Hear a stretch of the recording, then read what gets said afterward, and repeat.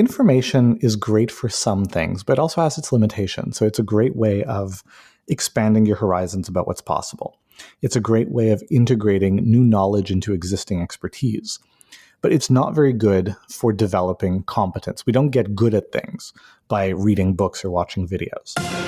Expanding possibilities, the mindset zone. I'm your host, Melikian, and before we start with today's show, please remember to visit mindset.zone. Yes, instead of .com, it's .zone. There you can find all the episodes and other amazing resources, all at mindset.zone. Today, our special guest is Danny Iny. He enjoys popular science books, likes to write with a good pen, and is the founder and CEO of Mercy, a business education company, where he and his team has raised the bar for online education. And today we are going to be speaking about online learning in this post-COVID-19 world. Welcome to the Mindset Zone, Danny. Anna, thank you so much for having me. I'm thrilled to be here. And you are passionate about learning and education reform. Can you tell us where this passion started? Yeah, so I've had a love-hate relationship with formal education for basically my whole life. I was, as a kid growing up, I was the nerdy goody two-shoes teacher's pet. That was me. I was that kid. And that went on until about the end of the 8th grade. Then in the 9th grade, it was like a switch flipped in my head. I'm sitting there in class and this is so boring. I can't take it anymore. And so I cut a few classes. And I came back a few days later and I'm sitting in class and I'm like, they're still talking about the exact same thing. And so I started cutting more classes. And I'm an extreme person. I don't do anything halfway. And so in that first trimester, I missed 152 classes and the number just went up from there. And that went on for a year and a half or so. And one day I looked at myself in the mirror and I was like, Danny, what are you doing? Like, what's the plan here? Are you just going to keep cutting classes and going to the gym and watching MTV? Because, this was the 90s. I remember those days. And I was like, okay, let's make it official. I'm going to quit school and I'm going to start a business. And, this was a really interesting kind of contrast for me because I've always believed very strongly in the power and value of education and self-learning and exploration. And I love to read and I've always loved to read. And at the same time, I always felt bored to different degrees depending on how much my teachers were willing to let me color outside the lines, essentially, in formal education. And, with the perspective I have now looking back, I'm like, people imagine that, there's a normal distribution of people like a bell curve and formal structured education is good for, 2 standard deviations from the mean.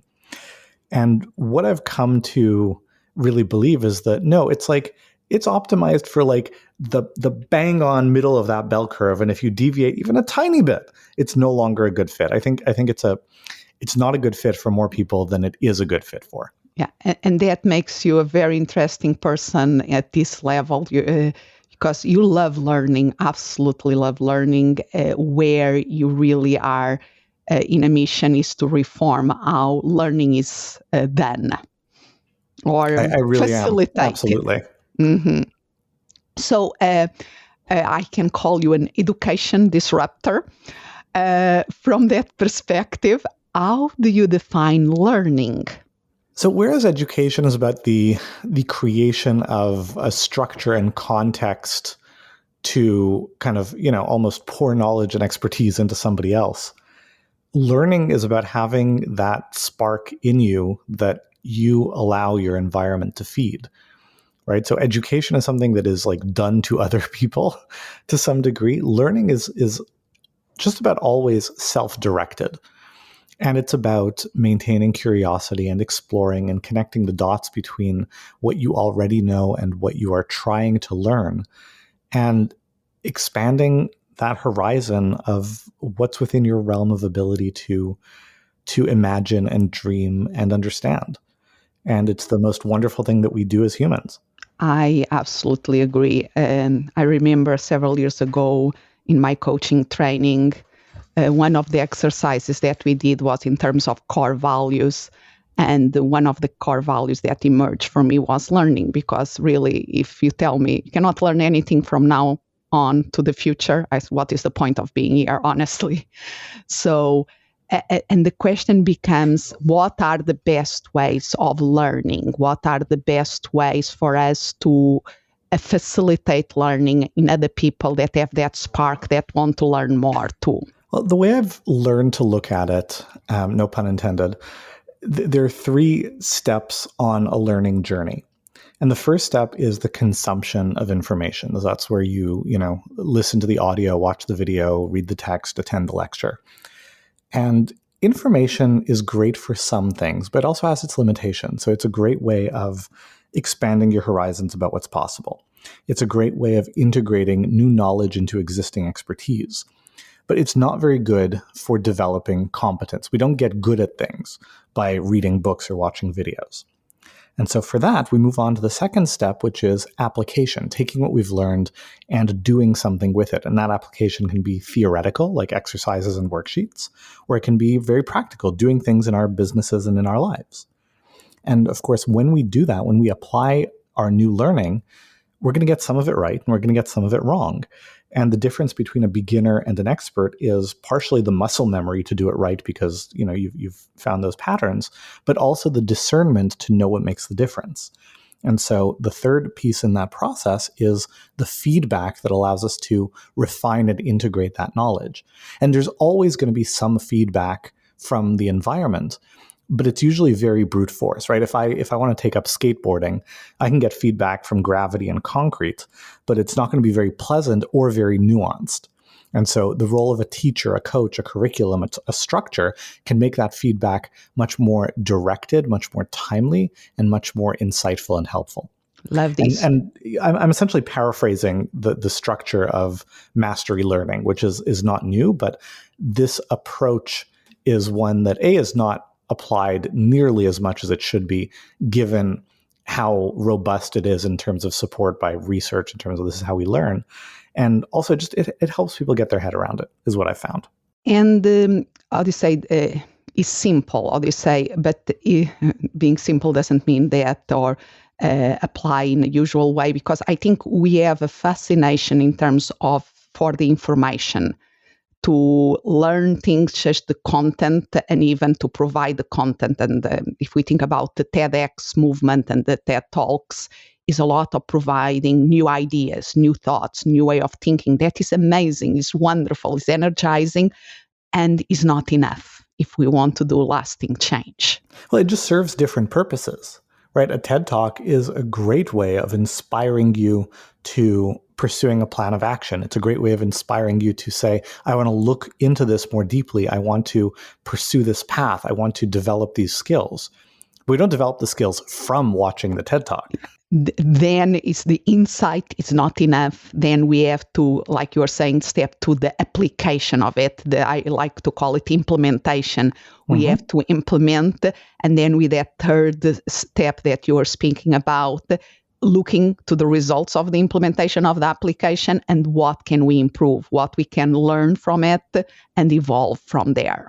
So what do you think, because you are in the online world and your company really focus on walking their talk about the learning and giving excellent information, but also helping the application and in the feedback. But what do you see that is changed with these crazy COVID years that took everybody? This was like 2 years that was life-changing, to say the least. Well, COVID has changed a lot of things for a lot of people in a lot of ways, but in the context of online courses and online learning, COVID has really accelerated a lot of trends that were already beginning to happen. There's there's the technology and innovation adoption curve, the diffusion of innovations that was developed by Everett Rogers in, I want to say, the 70s. And we've all heard of this, the bell curve with innovators and early adopters and the early majority, et cetera. And it charts how innovations make their way into a society. And that's exactly the pattern we've been seeing with online courses, right? Online courses started to be something for, people who are these crazy innovators. Then it became something for early adopters who like to be on the leading edge, but not the bleeding edge. And coming into COVID, we were kind of at a place where it was just starting to tip into the early majority. And that transition takes a whole bunch of time because, the early majority thinks differently than the innovators. The innovators are like, I want to go after something that is a cool new opportunity. I'm interested in the upside. The early majority, which is most people, they're like, I want to do something that I know works. And so, before I jump in, show me other people like me who have done this. And the like me is important because, people who are peddling innovation like to say, well, look at all these innovators who are doing it. And the regular buyers say, yeah, but those people are crazy. They'll try anything. And so show me someone like me. And that's why that process of adoption can take a lot of time. Well, what COVID did was basically say, hey, I know you may not be comfortable with online learning yet. I know you may want to spend 5 or 10 years really warming up to this, but you know what? Everybody gets shoved into the deep end of the swimming pool. And there were a lot of reasons why people objected to the idea of online courses. Some of them were legitimate, right? There are some things that are better in an online environment. My daughter turned 5 a little bit after the pandemic began. And so she had a Zoom birthday party. And you know what? It was not as good as an in-person birthday party. We are looking forward to holding in-person birthday parties again because it's just not as good. But there are also a lot of things it actually does better, right? Oh yeah, you're right. I don't have to get on a plane just to sit in a room with this person. I can build a relationship online. We can have a conversation. Zoom is great for that. It actually is better. It saves me a lot of time. I like that I'm not constrained to showing up at this place at this time, but I can listen to the content anytime at my convenience. And so people were forced to overcome the legitimate challenges and learn how to do things well and innovate. And all the things that were actually better, they were like, oh, wow, this is actually better. And it might have taken me years to get on board with trying this. But now that I've tried it, hey, this is actually pretty good. And so COVID just accelerated everything dramatically. It also showcased a lot of the weaknesses of, let's call it sloppy online learning implementation and execution. There's no judgment there about the people who are scrambling to create an online learning experience when they didn't have the experience or the skills or the tools to do that. And I applaud the hard work that a lot of people did to innovate on very short notice. But the reality is that when you do anything for the first time, your results are going to be only so-so for the most part. And so we saw a lot of online learning contexts that just weren't very good. They weren't great. And some people have taken that to be an indictment of, oh, online learning doesn't work. And it's like, no, lousy online learning doesn't work in much the same way that lousy in-person learning doesn't work. But we've been doing in-person learning for thousands of years. And so even when it's lousy, we've learned to kind of work around those deficiencies. And we've had to learn how to do that with online learning very, very quickly through COVID. And so it's been a massive acceleration. Yeah. And I think the same dynamic that happens in the classroom, in-person happens in the online learning too, or teaching, because it's the emphasis on that first step of the information. If I give information, everything else happens.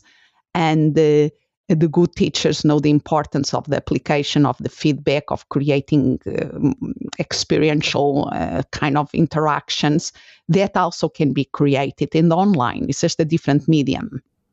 Well, I think that was exactly the challenge. So in person, the bad teachers just lecture at the kids or adults, and the good teachers know to create that experience. Well, going online, the bad teachers just did what they always did.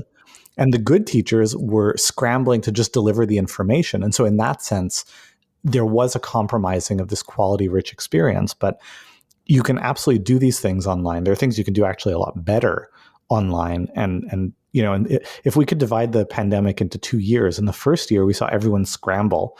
And the second year, we saw a lot of people start to really shine and thrive in how to do it really well. And what are the lessons learned? What do you think that is the future for learning from education to the online world to adult education?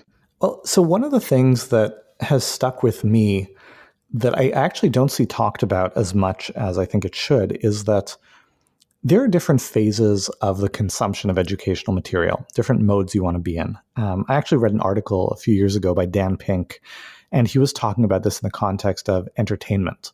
So he was saying how there is entertainment content that he watches on what he called an interstitial basis, meaning if he's standing in line at the bank, he's got 10 minutes, he'll listen to 10 minutes of the podcast. If he's sitting in the taxi, he's waiting, he might watch 5 minutes of this video. So bits and pieces, in between other things.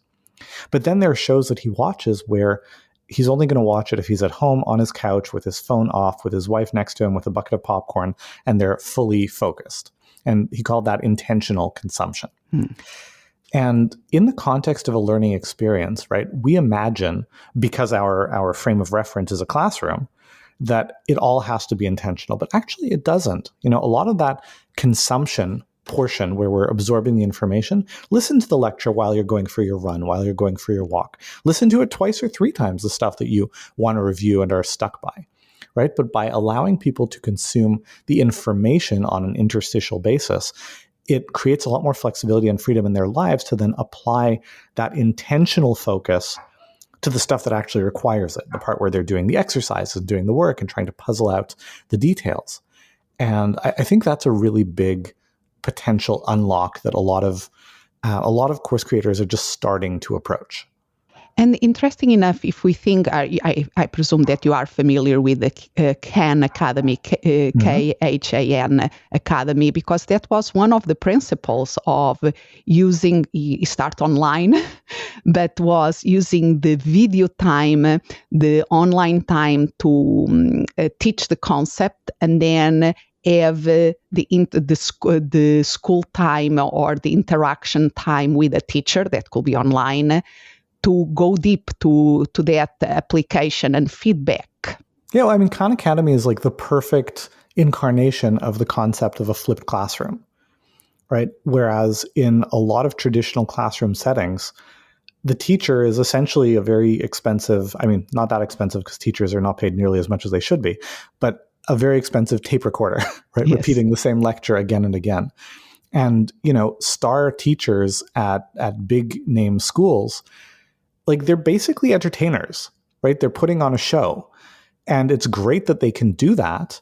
But if it's the same show every year for every class, why do we have 2,000 people teaching Psych 101 and delivering that same performance with different levels of skill and ability? Why not have the very best one deliver that session, maybe even live? It doesn't have to be pre-recorded, but they deliver it every year for the first time again. It's recorded. People can go through it at their convenience, but then use the precious time of those 2,000 teachers to have discussions with the students after they've watched the videos, after they've reviewed, after they've looked at the content and said, here's what I'm trying to understand better. Here's what I'm struggling with. Here's what I need help to understand.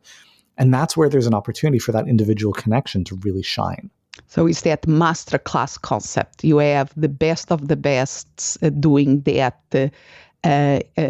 education of the information in an entertaining way that is captivating, that opens our possibilities in so many ways, and then complement that with smaller groups, smaller interaction with somebody that can help us in the application of it, the implementation of it, and getting direct feedback that is so important. Well, it's just recognizing that there are 2 very different tasks that go into supporting a student to learn. There's the role of presenter and there's the role of tutor. And in a lot of educational settings, they're just mushed together and you're expecting the same person to do both of those things or both of those things plus research as well. Yeah. But they're different skills and different people will do them very well. For the lectures, let's take this to the nth degree. Hollywood should be producing our learning videos, our trainings, because they know how to make something fascinating and engaging and riveting. This is their core skill set.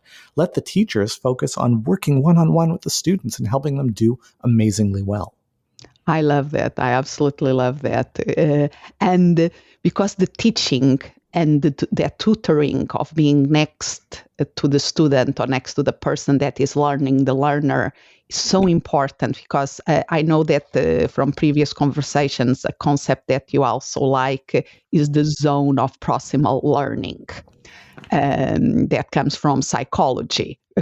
And I think we spoke, you are familiar with the zone of proximal development. I think I heard you speak about this. So this is a concept that comes from a Russian developmental psychologist named Lev Vygotsky, and developed it maybe 100 years ago. And the basic idea is that anything you try to do can be plotted on a spectrum from easy to hard. And depending on your level of skill, the limit of your ability might be on the easy end or it might be on the hard end, but somewhere along that spectrum is the limit to your ability.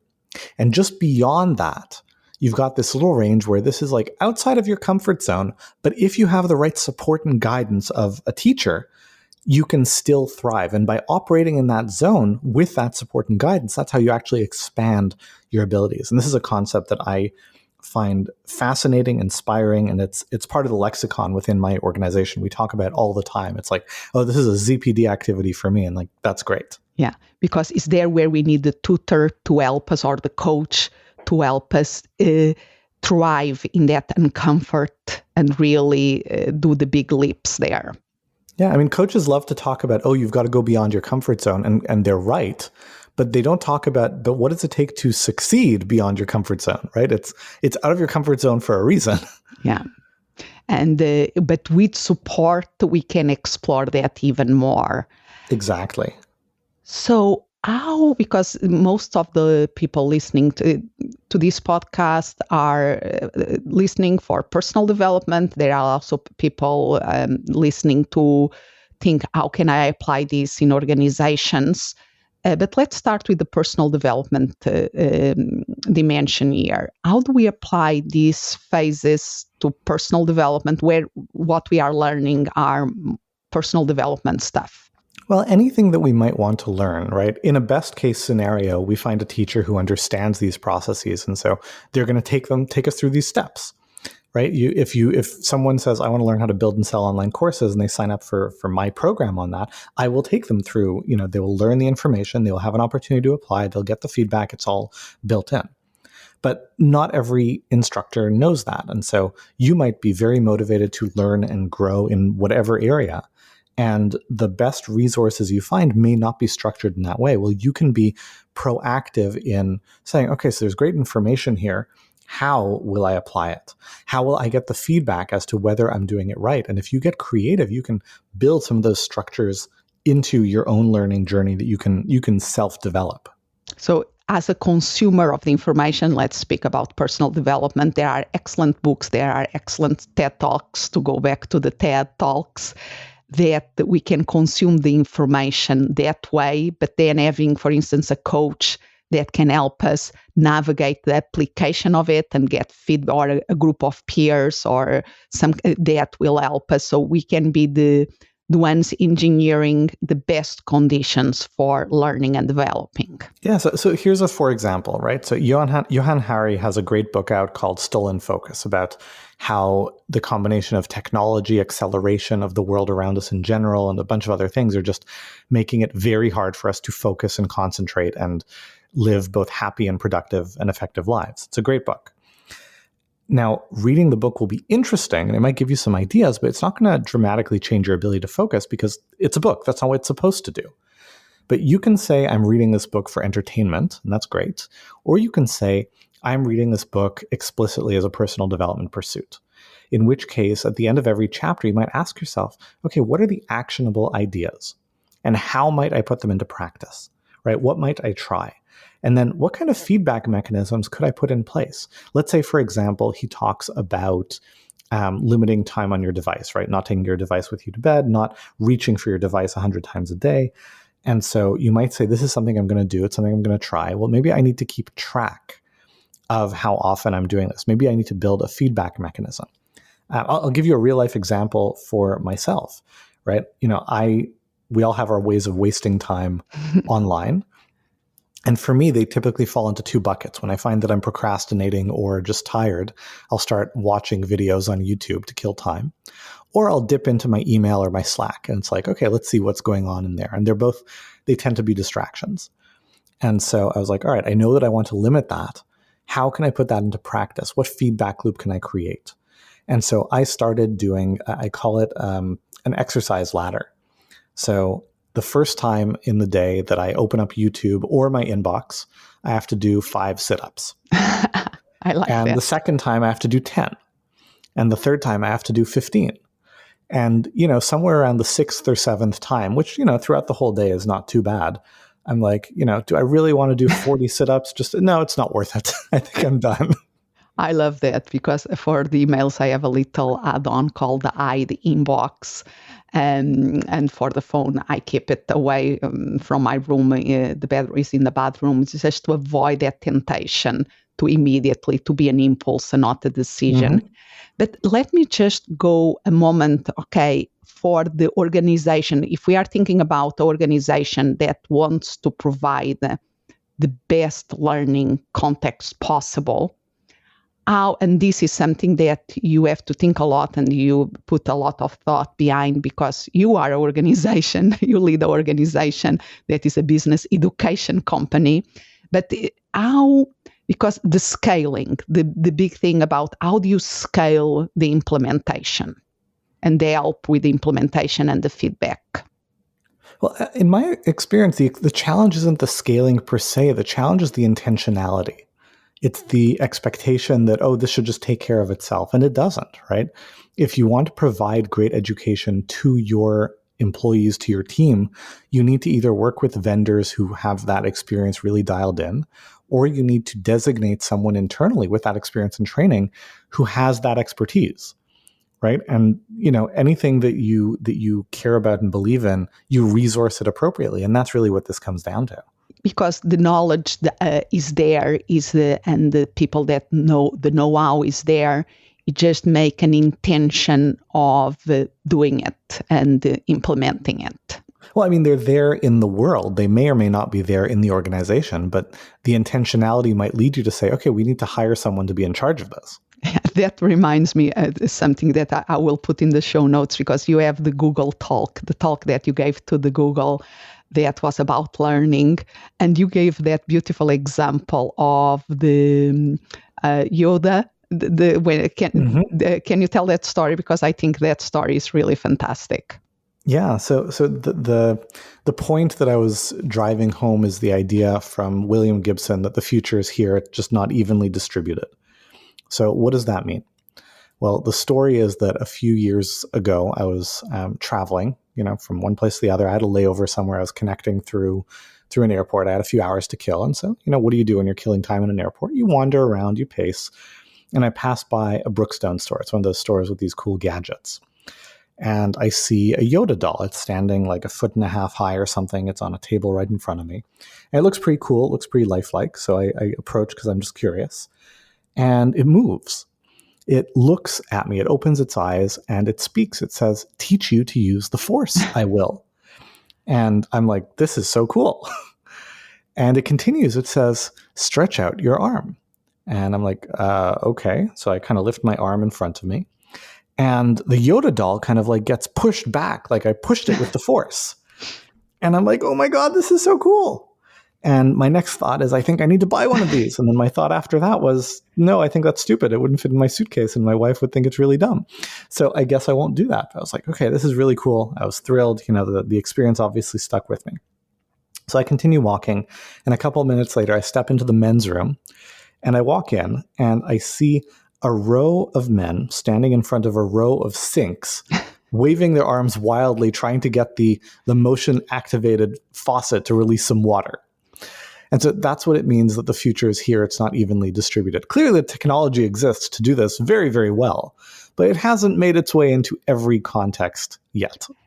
But it will, right? The nature of innovation is that it starts in little pockets and then it spreads. And, it's very slow and then it's all at once. And that is, I think, your mission that you are doing in the online world. You know a lot more than many people, and you know what works. You are there. The future is there, And you are in a mission of really spreading it out, distributing it more even to anybody that listens.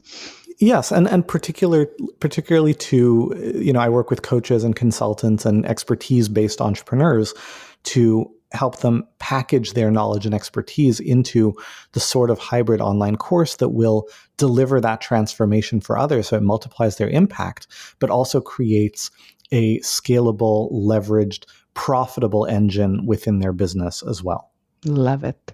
So where do people can learn more about you and this amazing work you are doing? Well, it depends what they like to consume in terms of modality. So if they like to listen, which I'm presuming they do because we're on a podcast.